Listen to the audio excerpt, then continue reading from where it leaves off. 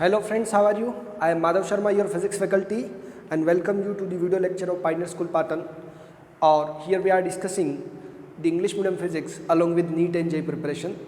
Okay so 11th class के इस chapter 5 का हमारे पास ये लेक्चर नंबर 6 है और एक इंटरेस्टिंग सा क्वेश्चन आपके सामने लिखा हुआ है न्यूटन्स थर्ड लॉ के ऊपर बेस्ड है वैसे कि a person want to raise a block upward or the mass of block is given as 25 kg, okay, and the mass of man is 50 kg. इसका मास कितना है 50 kg है. okay guys, so what should be the preferred way? इस दोनों में से कौन सा प्रीफर्ड वे हो सकता है अगर इस फ्लोर का जो रिएक्शन फोर्स है वो कितना है 700 न्यूटन है, यानी कि ये जो फ्लोर है वो रिएक्शन फोर्स लगा सकती है 700 न्यूटन का, उससे ज़्यादा का ये फोर्स नहीं लगा सकती है. ऑल्दो ये फैक्ट हमें नहीं दिया होगा तो भी चलेगा कि फ्लोर का रिएक्शन फोर्स 700 न्यूटन है. ओके, क्वेश्चन को आप लोग रीड आउट कर सकते हैं कि a block of mass 25 kg is to be raised up by a man of mass 50 kg. Okay, ये फैक्ट्स मैंने लिख दिए उधर.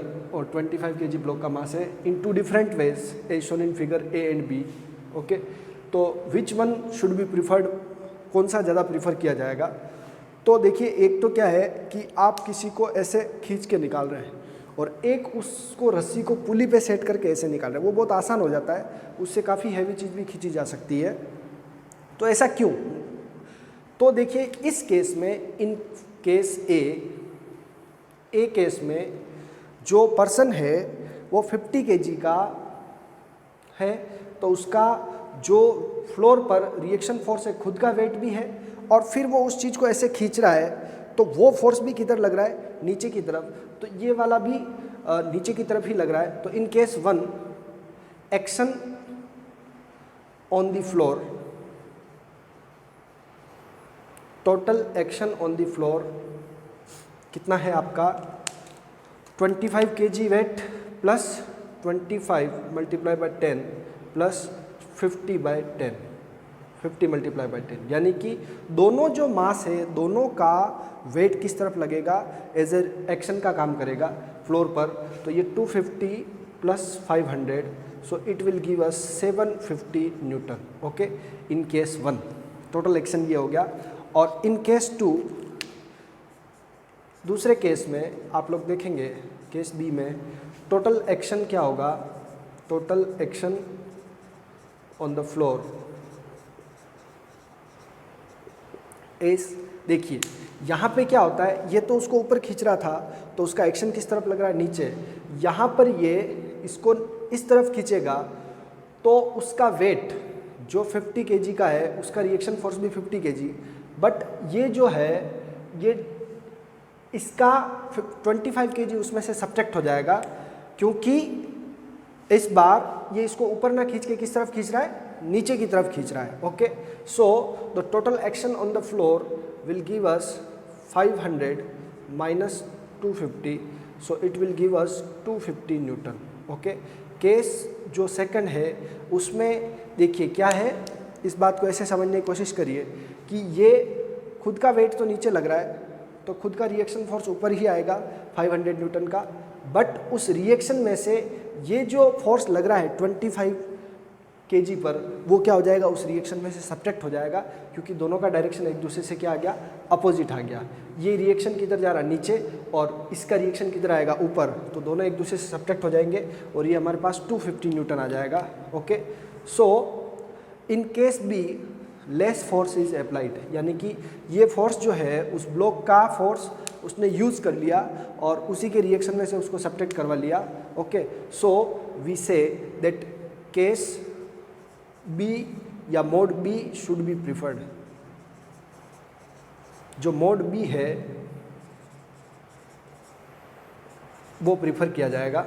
ओके, इसीलिए किसी चीज़ को इस तरह से पुली पर अटैच करके ज़्यादा खींचना आसान समझा जाता है क्योंकि उस बॉडी का जो फोर्स है वो उसमें से रिएक्शन में से क्या हो गया? सब्ट्रैक्ट हो गया. समझ में आ गई बात आप लोगों को? तो ये केस बी और केस बी में से कौन सा, इन दोनों मेथड में से कौन सा मेथड बेटर है आपके लिए? ये केस बी वाला या मोड बी वाला मेथड प्रॉपर है. ओके, सो जब भी आप देखते हैं कुएं में से पानी निकालते तब भी पुली को यूज़ किया जाता है. और इसीलिए इस तरह का पुली सिस्टम यूज़ करते हैं। इस पर बहुत सारे क्वेश्चंस होंगे, बट उसका कंसेप्ट ये केवल आपको ये बताना था कि दो मेथड जो है अलग अलग, उसमें से कौन सा ज़्यादा प्रीफर करना है। क्वेश्चन था एक, एनसीईआरटी में भी ऐसा एक क्वेश्चन रहेगा, वो आप देखेंगे। ओके, नेक्स्ट पर चलते हैं। So now we will go for the next topic, that is conservation of momentum. क्या टॉपिक है हमारा? Conservation of momentum.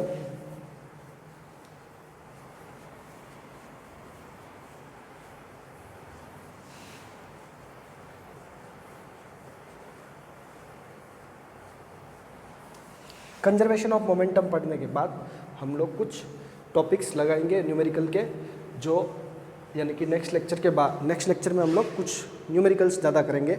ओके, ये जो पढ़ लिया अभी तक उस पर काफ़ी सारे क्वेश्चंस करेंगे, मल्टीपल चॉइस क्वेश्चन के। सो टॉपिक इज लीनियर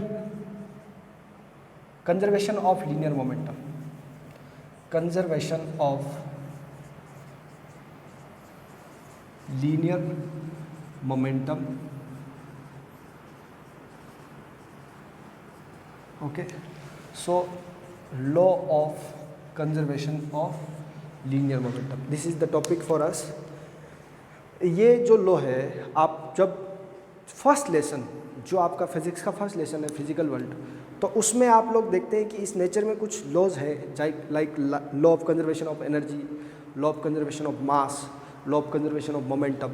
तो इस तरह के जो लॉ है वो यूनिवर्सली सब जगह एप्लीकेबल होते हैं। ओके, और कंजर्वेशन के कुछ लॉज दिए हुए हैं। तो इसका स्टेटमेंट ये होता है कि किसी भी सिस्टम का टोटल लीनियर मोमेंटम कंजर्व्ड रहता है जब तक कि बाहर से कोई एक्सटर्नल फोर्स अप्लाई न हो। तो इसका स्टेटमेंट ऐसा होगा कि in the absence of external force the total linear momentum of a system is always conserved. Okay, तो in the absence of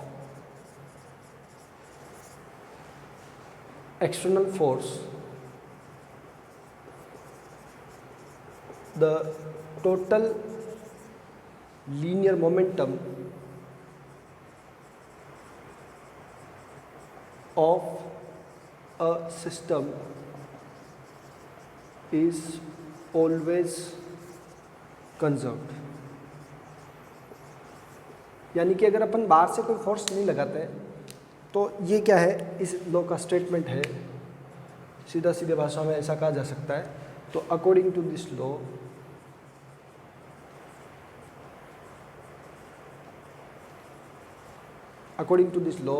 in the absence of external force the total linear momentum of a system is always conserved। एक system में कितने भी particle हो उनका total linear momentum हमेशा conserved रहेगा। That is, आप लोग मैथमेटिकली ऐसा कह सकते हैं P1 plus P2 dot dot dot Pn, इन सब का, क्योंकि ये वेक्टर क्वांटिटी मोमेंटम, तो इन सब का वेक्टर सम क्या रहेगा? कांस्टेंट रहेगा, यानी कि वो कभी चेंज होने वाला नहीं है। ठीक है, समझ में आ गई बात? अगर एक्सटर्नल अनबैलेंस्ड फोर्स है तो इन सब का आंसर कांस्टेंट आएगा। ओके, एक्सटर्नल फोर्स नहीं है तो इन सब का आंसर क्या आएगा? कांस्टेंट आएगा। ओके, समझ में आ गई बात? ये इस लॉ को हम लोग प्रूव करेंगे कि कभी अगर आप बाहर से कोई चीज़ नहीं हो रही, आपको सभी एक सिस्टम के अंदर की ही बात की जा रही है। लाइक दो बॉडी का कोलिजन हो रहा है तो हमको फ्रिक्शन को नेग्लेक्ट कर देना है, एयर की रेजिस्टेंस को नेग्लेक्ट कर देना है, तब उनके कोलिजन में जो उनका मोमेंटम होगा वो टोटल मोमेंटम फिक्स रहेगा। अगर वो टकरा भी जाते हैं तो एक का मोमेंटम इंक्रीज हो जाएगा, दूसरे का डिक्रीज हो जाएगा। ओके, या एक दूसरे को मोमेंटम ट्रांसफ़र कर देंगे, टोटल मोमेंटम की वैल्यू हमेशा कॉन्स्टेंट रहेगी। तो इसको अब अपन प्रूफ करेंगे कि कैसे ये हम कह सकते हैं। ओके, तो प्रूफ ले रहे हैं इसका। तो let us consider two bodies of mass m1 and m2. Okay, initially moving with velocity u1 and u2. Okay, if after their collision वो टकराती है एक दूसरे से, their velocities becomes v1 and v2 in time t, ठीक है, t time में उनकी वेलोसिटी v1 एंड v2 हो जाती है। देन जैसे अगर डायग्राम देखा जाए तो ये हमारी बॉडी है m1, ओके, और ये है हमारी बॉडी m2, ओके। ये इसकी वेलोसिटी कितनी है u1। 9th क्लास में ऐसा डेरिवेशन आप लोगों ने CBSE के कंटेंट में देखा होगा, ओके। तो अगर ये दोनों एक ही डायरेक्शन में चल रही है तो इसका मतलब जो u1 है वो किससे बड़ा है, u2 से, यानी कि जो बॉडी पीछे है उसकी वेलोसिटी ज़्यादा होनी चाहिए, ओके। और कोलिजन हो जाता है इन दोनों का इस तरह से, ओके, m1 और m2 का, ठीक है। ये बिफोर है और ये ये at the time of collision, और ये हम कह रहे हैं कि आफ्टर क्या होगा, जब ये टकरा जाएंगे तो कोलिजन के बाद इनका मास चेंज होने वाला नहीं है, क्योंकि मास तो क्या रहता है, कांस्टेंट। वेलोसिटी क्या होगी, v1 एंड v2, ठीक है। एक की वैल्यू इंक्रीज हो जाएगी, दूसरे की वैल्यू डिक्रीज हो जाएगी, ऐसा रहेगा। तो हम ये कहना चाह रहे हैं कि किसी भी कोलिजन में कोलिजन के पहले का मोमेंटम और कोलिजन के बाद का मोमेंटम इक्वल रहता है। कब, जब बाहर से किसी और फोर्स का कोई रोल नहीं है। ये हमारा जो मेन इस लॉ का स्टेटमेंट है, उसी को हम लोगों को प्रूव करना है, okay. So force applied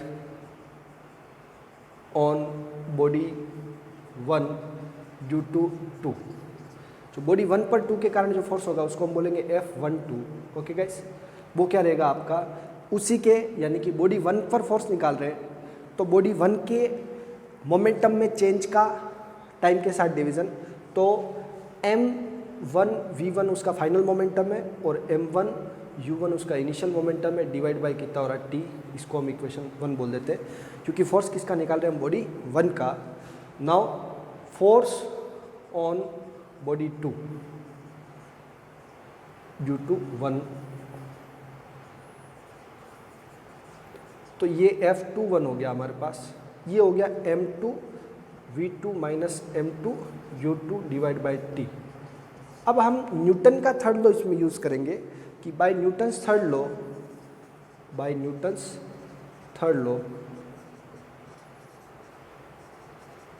we know that F12 जो है वो माइनस ऑफ F21 है, ठीक है।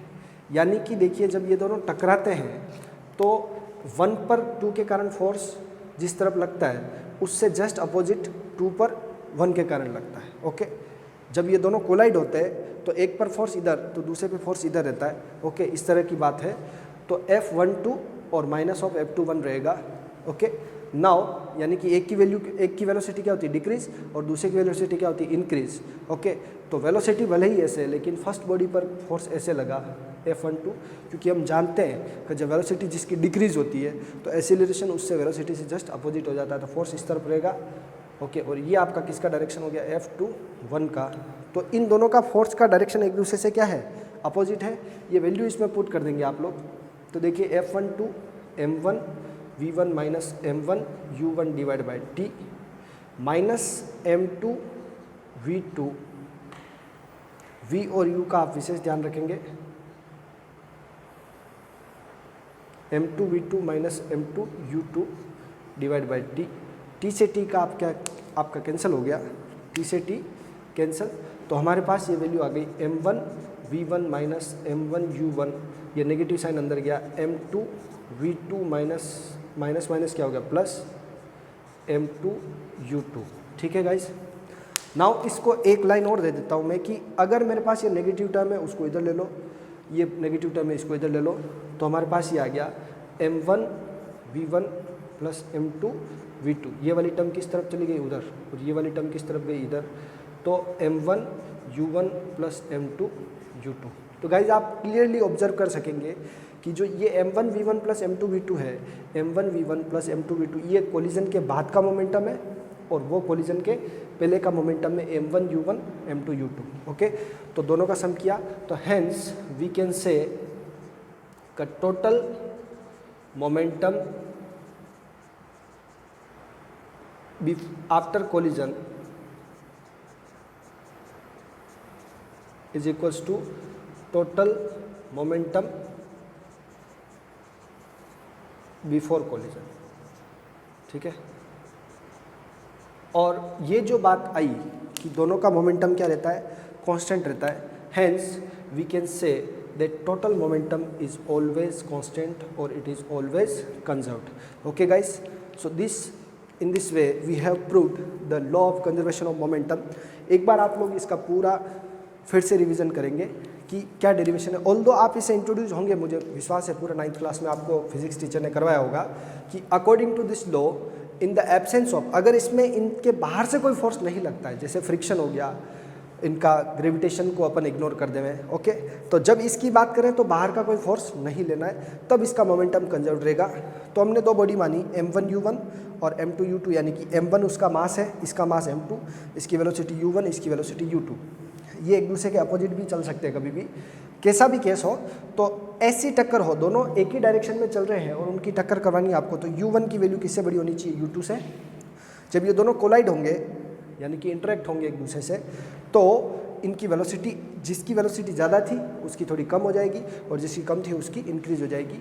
ऑल्दो इसमें हम ये कहेंगे कि मोमेंटम चेंज होगा, वेलोसिटी के बारे में बात नहीं कर रहे हम लोग, किस में बात करें, मोमेंटम इंक्रीज और डिक्रीज होगा। तो ये मोमेंटम m1v1 और m2v2 हो गया। अब हम फोर्स का क्या फॉर्मूला देते हैं, rate of change of momentum. अगर ये जो काम हुआ है वो t टाइम में हुआ है, कितने टाइम में हुआ है, t टाइम में, तो इसका फर्स्ट बॉडी का फोर्स जो है वो यहाँ से यहाँ, ओके, तो m1v1 फाइनल मोमेंटम और m1u1 इनिशियल मोमेंटम, दोनों को सब्ट्रैक्ट करके डिवाइड बाय t करेंगे। ये किया मैंने, ये 1 बॉडी पर फोर्स है, ये 2 बॉडी पर फोर्स है, final momentum minus initial momentum divide by 2। अब इसमें न्यूटन का थर्ड लॉ लगाना है। थर्ड लॉ क्या है, F12 is equal to minus of F21 या FAB is equal to minus of FB है। दोनों को रखा, वैल्यू पुट करी इसमें और नेगेटिव साइन अंदर भेजा। अब जो t से t कैंसिल हो गया तो नेगेटिव टर्म्स को एक्सचेंज कर लेवे ताकि वो पॉजिटिव हो जाए।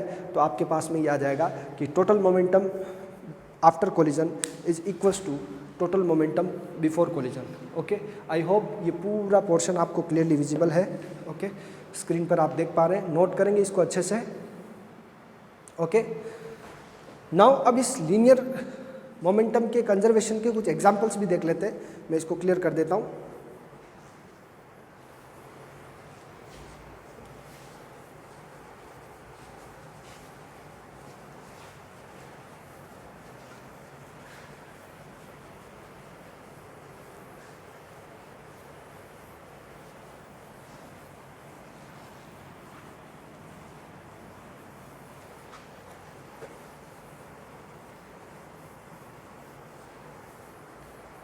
यस, सो लीनियर मोमेंटम कंजर्व रहता है। इसको डिफरेंशिएशन फॉर्म में कैसे लिख सकते हैं कि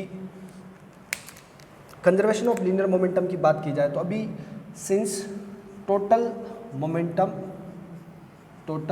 मोमेंटम P जो है वो क्या है, कांस्टेंट है, बराबर। ऐसा हमको कहा गया by law of conservation of momentum.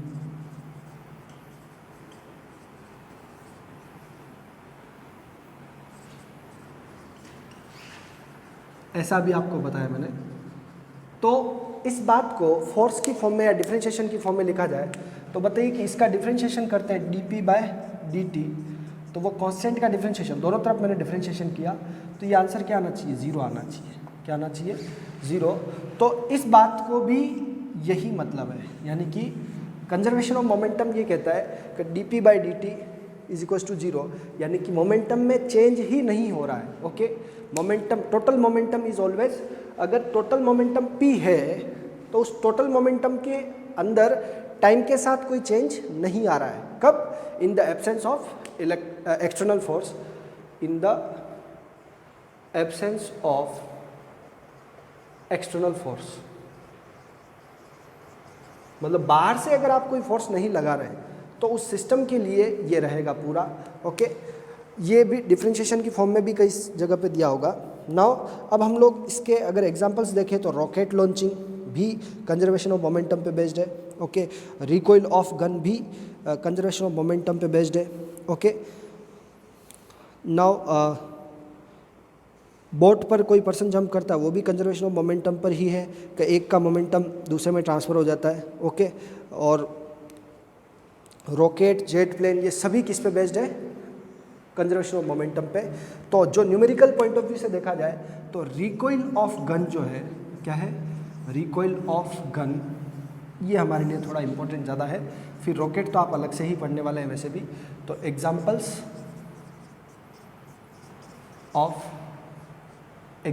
ले लेते हैं direct linear conservation of momentum के, कंजर्वेशन ऑफ लीनियर मोमेंटम के कुछ एग्जाम्पल्स ले रहे हैं हम लोग। ओके, सो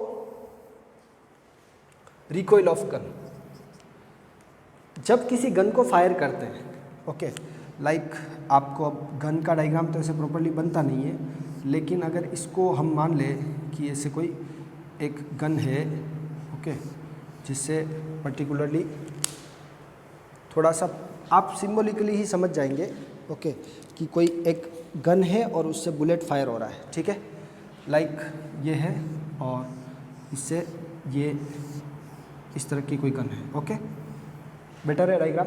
इसका मास कितना है? Capital M।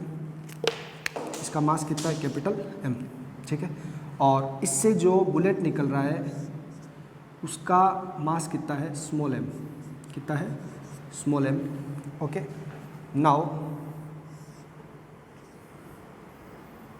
इससे इस बुलेट यानी कि मास ऑफ गन वो कितना है? Capital M। Mass of bullet वो कितना है? Small m। Velocity of recoil वो कितना है? Capital V। और वेलोसिटी ऑफ बुलेट वो कितना है आपका? स्मॉल v, ठीक है। रिकॉइल ऑफ गन,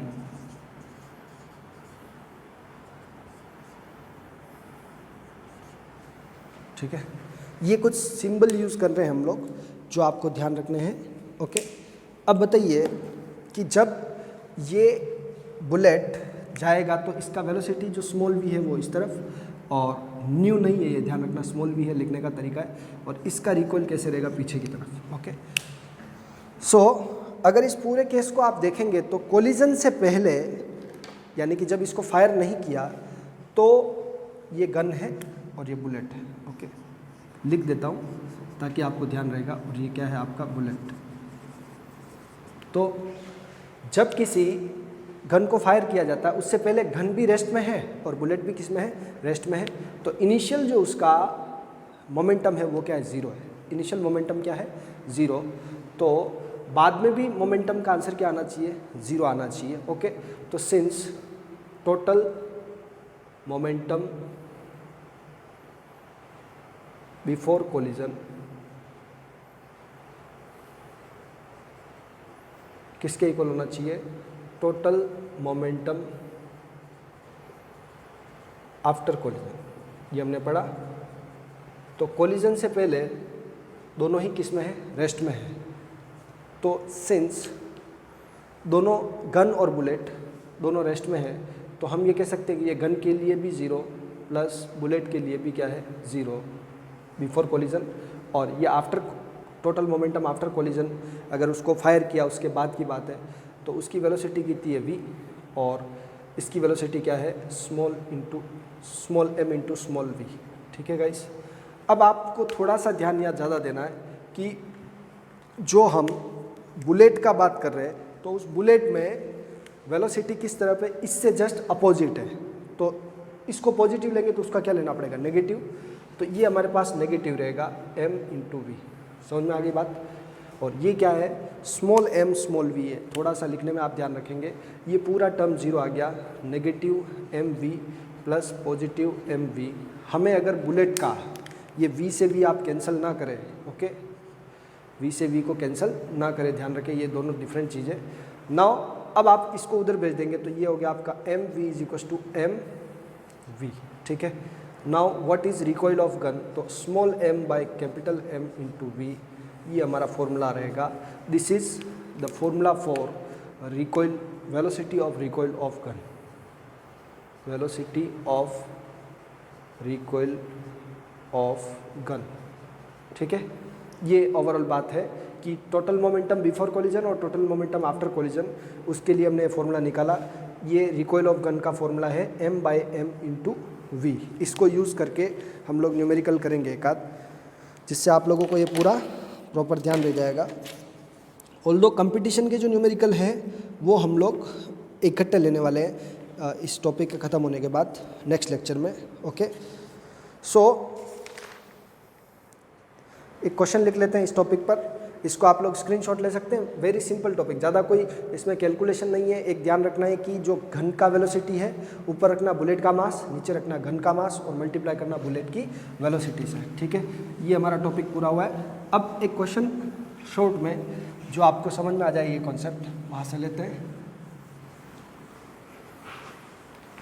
कि अ घन ऑफ मास, अ घन of mass 5 kg can fire a bullet of mass 50 ग्राम। थोड़ी बड़ी गन है और बड़ा ही बुलेट है थोड़ा सा, with velocity of 600 metre per second. Then what is velocity of recoil of gun. ठीक है guys, so I think question सीधा है और आपको सभी वैल्यूज़ गिवन है, तो आप डायरेक्ट कर सकते हैं कि हमारे पास कैपिटल M कितना है 5 kg, ओके, स्मॉल m कितना है 50 ग्राम, तो उसको 50 ग्राम को हम 0.05 ग्राम कह सकते हैं। ओके, नाउ v जो स्मॉल है वो कितना है 600 मीटर पर सेकंड और v कैपिटल हमको निकालना है। ओके, सिंस हमें पता है कि capital V is equals to small m by capital M multiply by small v। ठीक है, ओके, स्मॉल v को थोड़ा सा ध्यान से लिखें। Now this is small m 0.05 divide by 5 kg, okay, multiply by 600। Okay, so this will give us velocity का क्या फॉर्मूला आ जाएगा। ये वेक्टर लगा देते हैं, फिर आपको नेगेटिव लगाना जरूरी रह जाता है। ओके, सो यहाँ पर देखिए आप लोग कि यहाँ से 2 0 से ये पॉइंट पीछे आ जाएगा। 5 × 6 डिवाइड बाई 5 से 5 cancel. So recoil velocity of gun will be 6 metre per second. क्या होगा 6 मीटर पर सेकंड। ऐसे क्वेश्चंस करते रहेंगे और इनमें से कोई भी एक क्वांटिटी मिसिंग रहेगी वो आपको फाइंड करनी रहेगी। सो इस पार्ट को क्लियर करके नेक्स्ट आपको कंजर्वेशन ऑफ मोमेंटम का ही एक कोलिजन विद वॉल, किसी बॉडी को जब किसी एंगल पर फेंकते हैं तो उसका वॉल के साथ कोलिजन होता है और फिर उसके मोमेंटम में कितना चेंज आता है, उसके फोर्स का डायरेक्शन क्या रहता है। तो एक लाइन आप याद रखेंगे कि फोर्स का डायरेक्शन वही होता है जिधर इम्पल्स का डायरेक्शन होता है, यानी कि जिस तरफ चेंज ऑफ मोमेंटम होता है। ठीक है, वही आपका किसका डायरेक्शन रहता है, फोर्स का रहता है। Okay, so topic is collision of ball with wall. ठीक है, collision of ball with wall. Simple, वैसे किसी न्यूमेरिकल से भी मैं आपको ये टॉपिक समझा सकता था, बट क्योंकि कॉम्पिटिटिव पॉइंट ऑफ व्यू के लिए इम्पोर्टेंट है, तो लाइक अगर ये कोई वॉल है, ओके, तो इस वॉल से जब कोई हॉरिजॉन्टल के साथ यानी जिस पॉइंट पर अप्लाई हो रहा है उस पर एक हॉरिजॉन्टल बनाया, उस पर कोई बॉडी p मोमेंटम से, यानी कि p उसका इनिशियल है, ये mu कह सकते हैं उसको, टकरा करके वो उसी एंगल पर जब वापस चली जाए, यानी सेम एंगल पर, ऐसा आपको क्वेश्चन भी पहले करवाया है एक न्यूमेरिकल, तो ये इसी मोमेंटम पर वापस इसका फाइनल मोमेंटम है और वो कितना है mu थीटा एंगल पर आ जाता है, तब उसका चेंज इन मोमेंटम क्या रहेगा और उसका क्या कंजर्वेशन ऑफ मोमेंटम लगेगा उस पर। सो गाइस, इस क्वेश्चन के लिए और इस टॉपिक के लिए आपको इस मोमेंटम को रिजोल्व करना है। ओके, तो मैं इसको सपोजेट P मानता हूँ, अभी PI और PF दोनों क्या सेम है, तो P कोस थीटा किस डायरेक्शन में, इस डायरेक्शन में, और ये क्या है आपका पी साइन थीटा, ठीक है, इस तरफ नीचे की तरफ। ओके गाइस, नाउ ये जो है ये वाला इस तरफ क्या है आपका पी कोस थीटा, ओके, और ये है आपका P sine theta. Okay guys, ये डायरेक्शन दोनों का किस तरफ है, नीचे की तरफ है, ये विशेष तौर से ध्यान रखेंगे आप लोग। अब तो अगर अपन इनिशियल मोमेंटम देखते हैं, ओके, तो बिफोर कोलिजन इसका मोमेंटम क्या है, और मैं इसको पी मान लेता हूँ। ओके, क्या मान लिया मैंने, पी। टोटल मोमेंटम अभी जो मैग्नीट्यूड है उसका क्या एम यू है। अब हम अगर बात करें कि इनिशियली ये मोमेंटम कितना है कोऑर्डिनेट फॉर्म में, तो सिंस इनिशियल मोमेंटम अगर देखा जाए पी आई, तो वो कितना है कि एक्स डायरेक्शन में जो आपका है वो पी कोस थीटा, ओके, आई कैप, और दूसरा ये नीचे की तरफ है पी साइन थीटा जे के, ठीक है। और फाइनल मोमेंटम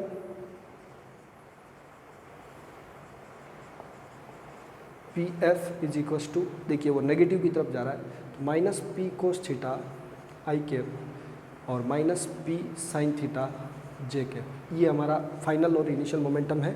ओके, दोनों से मिलके बन रहा है ये बात, और ये एम यू है वो भी मैग्नीट्यूड उतना ही आने वाला है इसका। Okay, since P equals to क्या है हमारे पास एम यू, कितना है एम यू, तो हम इसको ऐसे भी पुट कर सकते हैं कि M U cos theta I cap minus M U sine theta J cap और M U cos theta I cap किसका, नेगेटिव का, और minus M U sine theta J cap, ठीक है गाइस। कोई नई बात नहीं हो रही इसमें, केवल मैंने पी की जगह क्या रखा, एम यू रखा। नाउ ये साइड में रख सकते हैं इसको, सिंस पी इक्वल्स टू क्या है एम यू। अब अगर अपन कंजर्वेशन जो मोमेंटम में चेंज को देखें, तो since change in momentum delta P, वो कितना है आपका, पी एफ में से किसको माइनस करना है, पी आई को, दोनों को सब्ट्रैक्ट करेंगे, चाहे आप वो इस फॉर्म से करें चाहे वो इस फॉर्म से। तो delta P is equals to आएगा, देखिए, minus M U cos theta I cap, okay, और minus M U sine theta J cap में से ये वाली पूरी क्वांटिटी सब्ट्रैक्ट हो जाएगी। एम यू नेगेटिव करना है इसको, cos theta I cap minus M U sine theta J cap. इसको जंबल ना करे खुद से, और मैंने ब्रैकेट लगाया इसलिए साइन चेंज कर देता हूँ। ओके, तो M U cos theta I cap minus का, और minus M U sine theta J cap, okay, minus M U cos theta I cap plus M U sine theta J cap. Okay, तो guys देख ले आप लोग, diagram से भी समझ जाएंगे वैसे कि इस डायरेक्शन में मोमेंटम सेम है तो वो चेंज नहीं हुआ है, तो वाई डायरेक्शन में कुछ भी चेंज नहीं है तो वो जीरो आ जाएगा, और इस डायरेक्शन में इससे ऐसा हुआ है तो इसमें से जब इसको नेगेटिव करेंगे तो ये ओवरऑल 2 टाइम्स नेगेटिव आ जाएगा। ओके, तो डेल्टा पी जो आया वो आपका आया, ये माइनस और ये माइनस ऐड होके minus 2mu cos theta I cap, और ये पूरा क्या हो गया, कैंसिल हो गया, सॉरी ये पूरा कैंसिल हो गया, इससे माइनस 2mu कोस थीटा आ गया यहाँ से, समझ में आ गई बात। अब डेल्टा पी आ गया हमारा क्लियरली, यानी कि एक्स डायरेक्शन में ही मोमेंटम चेंज हुआ है, वाई डायरेक्शन में चेंज नहीं हुआ है। हेंस डायरेक्शन ऑफ फोर्स जिधर मोमेंटम का डायरेक्शन होगा वो एक्स एक्सिस के साथ कैसा, नेगेटिव में है, is along negative x axis, जो नेगेटिव एक्स एक्सिस के अलोंग है। ओके, या यू कह सकते हैं अवे फ्रॉम वॉल है, समझ में आ गया। अब यहाँ पर सपोज दैट ये थीटा इधर से मेजर ना हो और वॉल के सरफेस से हो, क्या हो, केस 1 की 2 स्पेशल केसेस ले लेता हूँ मैं। Special case if theta equals to 0 degree, अगर थीटा 0 है तो फिर डेल्टा पी आपका कितना हो जाएगा, तो डेल्टा पी -2mu कोस क्या हो जाएगा 0 1 होता है, तो वो आई कैप ही रहेगा। ओके, सो ये यानी कि आप कह सकते हो कि उसका मोमेंटम डबल हो जाएगा। ओके, और नेगेटिव डायरेक्शन शो कर रहा है कि उसका अपोजिट डायरेक्शन एक्स एक्सिस के नेगेटिव की तरफ। और if theta is measured from surface of wall के सरफेस से मेजर होता है, देन आप इस थीटा को इधर ले रहे हैं तो जहाँ कोस था वहाँ साइन हो जाएगा, जहाँ साइन है वहाँ कोस हो जाएगा। या ये अगर थीटा है तो ये 90 माइनस थीटा, तो यहाँ कोस थीटा में 90 माइनस थीटा लेकिन साइन थीटा आ जाएगा। देन डेल्टा पी आपका आएगा -2mu sine theta I cap. ठीक है, okay guys, so this is all about the change in momentum. और इसी में अगर टाइम का डिवाइड करोगे तो फोर्स आ जाएगा। ओके, क्योंकि फोर्स का डायरेक्शन किधर होता है, मोमेंटम में चेंज की डायरेक्शन में होता है, इम्पल्स की डायरेक्शन में होता है। ओके गाइज, सो ये एक और टॉपिक है कंपटीशन के हिसाब से। नेक्स्ट लेक्चर में मिलते हैं, अब क्वेश्चन स्टार्ट करेंगे हम लोग। ओके, और फिर अगले टॉपिक लेंगे। Till then bye, enjoy yourself.